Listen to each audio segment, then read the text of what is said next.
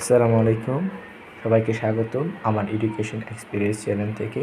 আজকে নবম ও দশম শ্রেণীর শিক্ষার্থীদের জন্য জেনারেল ম্যাথ চতুর্থ অধ্যায় সূচক ও লগারিদম নিয়ে আলোচনা করব। প্রথমে আমরা বুঝে নিই সূচক আসলে জিনিসটা কী। তো দেখো, 2^3 এটাকে আমরা কীভাবে লিখতে পারি? 2 × 2 × 2। তো তিনটা 2-রে আমরা 3 লিখতে পারি পাওয়ার দিয়ে, তাহলে 2^3। তো এখানে 2টা কি, যে 2 থাকবে পাওয়ারের নিচে যেটা থাকবে তাকে আমরা বলে থাকি বৃত্তি, এটা সবাই জানি। আর যেই পাওয়ারটা থাকবে 2টা যতবার, অর্থাৎ 2টা যতবার গুণ আকারে আছে সেই পাওয়ারটা হলো তাই। তাহলে 2 3বার গুণ আকারে আছে তাই 3 এখানে বসলো। এই পাওয়ারটা হলো ঘাত বা সূচক। এখন সূচকের রাশি কী তাহলে? এই 2^3 এই সম্পূর্ণ রাশিটি, এইটাই হলো সূচকের রাশি।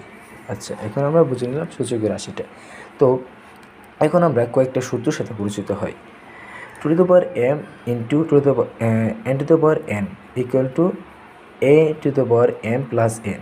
কেন? কারণ সূচকের সময় পাওয়ার পর যোগ হয়, যদি গুণ আকারে থাকে সূচকের সময় পাওয়ার পরে যোগ হয়। তাই এখানে দেখো এ একটা কমন নেওয়া হয়েছে আর ইন্টু জায়গায় পাওয়ার পর যোগ হয়েছে m + n। আবার আরেকটা সূত্র হচ্ছে m/n = a m - n, কারণ সূচকের সময় পাওয়ার পর বিয়োগ হয়। তারপর হচ্ছে -n। এখন এটা অনেক সহজ, অনেক শিক্ষার্থীরা এটা ভুল করে।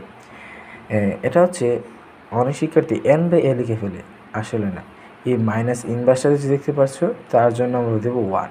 তারপর বাই লিখে n এর মান যে কোনো হতে পারে। তারপর এটা আচ্ছা, আমরা এটা একটা উদাহরণ দেখে ফেলি।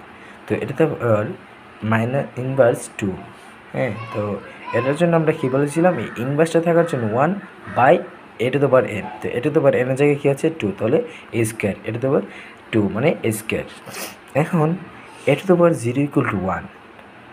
এটার অনেক ইম্পর্টেন্ট সূত্র, এটা অনেক জায়গায় তোমার প্রয়োজন। এর মান যে কোনো হতে পারে, এটা পাই হোক বা হোক বা যে কোনো 1 2 3 যে কোনো সংখ্যা হতে পারে।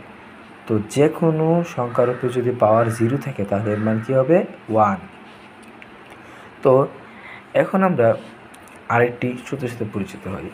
সেটা হচ্ছে সূচকের সবচেয়ে গুরুত্বপূর্ণ সূত্র, যেটা হচ্ছে a × b⁴n যদি হয় তাহলে এই nটা দুটোটার সাথে গুণাকার আছে না ভাইয়া? তাহলে কী হবে? a⁴n × b⁴n। তারপর যদি আমরা